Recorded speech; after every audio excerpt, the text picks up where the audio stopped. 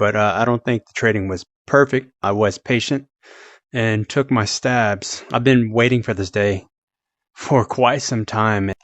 It's been really a tough trading session over the past week because they just kept buying up at the hourly chart as well as the 4-hour chart. So they was kind of stuck in between that hourly. That 4-hour just kept pinning it up. But today we finally got the break. For whatever reason, I did not stick to the plan. And as soon as it cracked through the 28, this thing was kind of just done.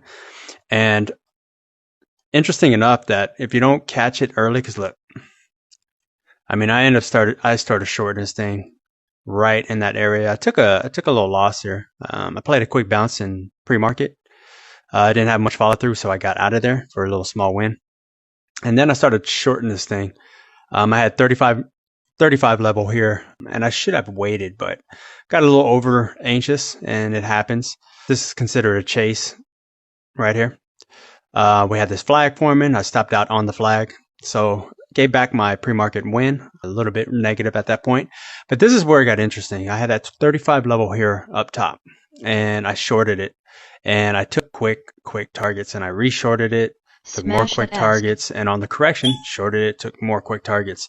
But once this thing lost 28, this thing was done. The only thing that made this thing little hard to get back in for me is when you get that thrust volume and you get that buy up wick, because the hourly and the 4-hour has been buying this thing up, that when that thing wicked up with buyers, you're kind of looking for them to get a little higher and maybe potentially retest that 35, but it just didn't. It kind of just trended on the 1 minute here.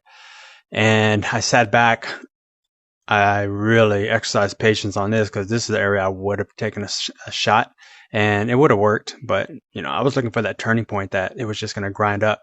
We started getting into the lunch period here. So I ended up sniping a bounce, sniped another little bounce here. But this is the spot where I had marked out. It was cracking the 48.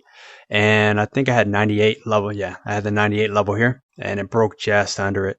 But by this time, I was already getting ready for my run for the morning, and I decided just to lock it in and not get too greedy. But this is what I was looking for, this grind. So all the shorts find the bottom, and they just start stopping out as this thing grinds.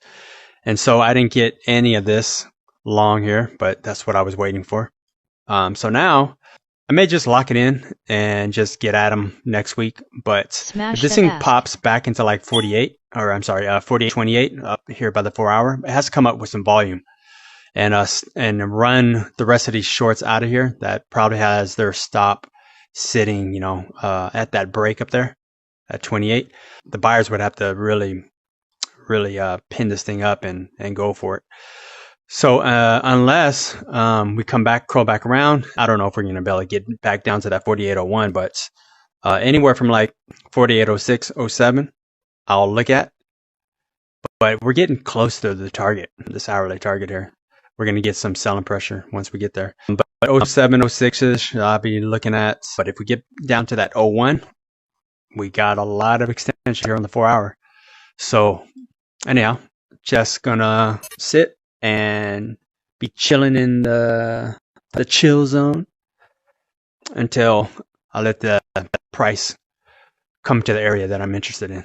Alrighty, guys. I hope you guys' day is going good, and let's continue being great.